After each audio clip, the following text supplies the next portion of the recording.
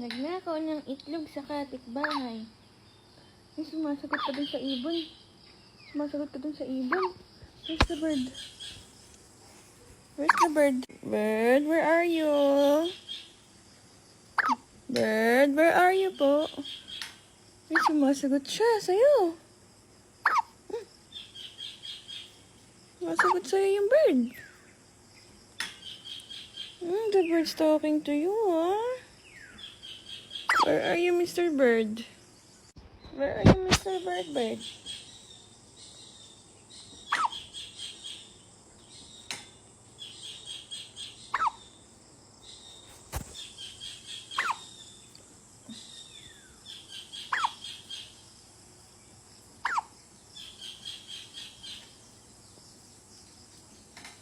Sabi ni Mama, lalagyan ng sinulid sa noo. No more sinok na. Nilagyan natin ng sinulid sa noo. Effective siya. Uy, tama si Mama. Sinulid lang pala makakapagpatanggal ng sinok ng batang ito.